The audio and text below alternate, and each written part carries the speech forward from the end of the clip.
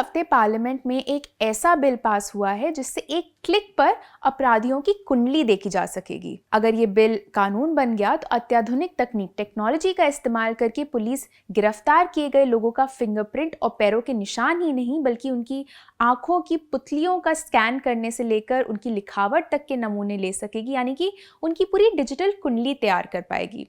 क्या कहता है ये बिल और क्यों की जा रही है इसकी आलोचना, मैं आपको बताऊंगी केवाईसी के इस एपिसोड में। अब ये नया बिल 102 साल पुराने मौजूदा कानून की जगह पेश किया गया है।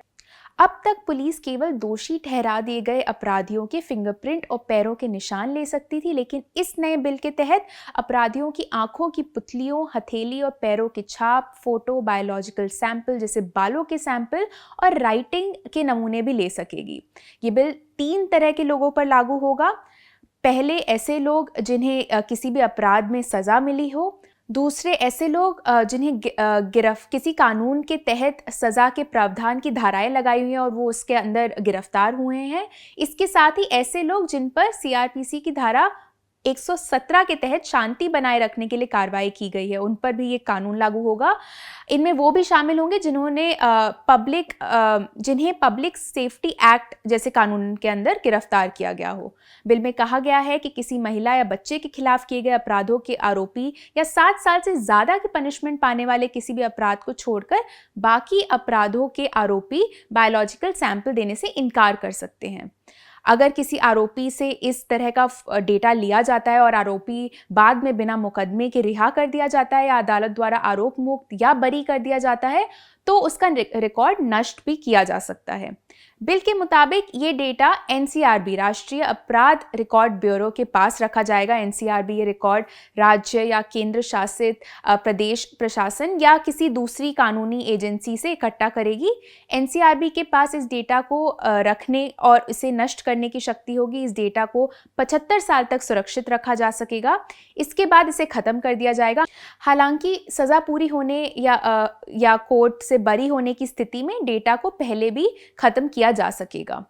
लेकिन अब इस बिल की काफ़ी आलोचना भी हो रही है। केंद्र सरकार ये ज़रूर कह रही है कि ऐसे कानूनी व्यवस्था बनाए रखने के लिए बहुत ही ज़रूरी है, लेकिन संसद में विपक्षी सदस्यों ने ये तर्क दिया है कि पार्लियामेंट ऐसा कानून नहीं बना सकती क्योंकि ये प्रावधान जो हैं ये राइट टू प्रिवेसी, निजता के अधिकार सहित नागरिकों के कई और मौलिक अधिकारों का उल्लंघन करता है। इस बिल को आर्टिकल 20 सब क्लॉज 3 जो ये कहता है कि आप पर इस बात का दबाव नहीं बनाया जा सकता कि आप अपने ही खिलाफ गवाही दें, इसके उल्लंघन के भी आरोप लगे हैं। सुप्रीम कोर्ट ने इस आर्टिकल को देखते हुए कहा था कि किसी को भी लाई डिटेक्टर टेस्ट जो झूठ पकड़ लेता है वो लेने के लिए भी मजबूर नहीं किया जा सकता। इसलिए इसी के चलते अब देखना पड़ेगा कि ये बिल इन सभी मौलिक अधिकारों का उल्लंघन करता है कि नहीं अगर ये कोर्ट तक जाता है।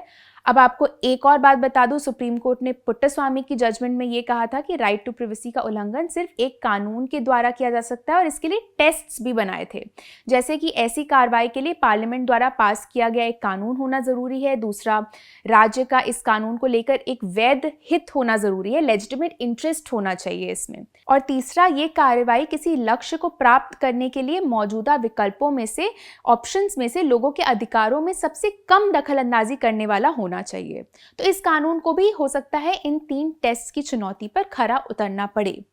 अब एक्सपर्ट्स ने ये भी बात की है कि इस बिल के कुछ प्रावधान क्लियर नहीं है। उन्होंने इस बात पर भी चिंता जताई है कि इस बिल के प्रोविजंस कई तरह के लोगों को अपने घेरे में लेते हैं, उनको भी जो किसी भी अपराध के लिए बुक नहीं किए गए और सिर्फ कोई अपराध करने के लिए संदिग्ध हैं या ऐसी संभावना है कि वो ऐसा अपराध कर सकते हैं।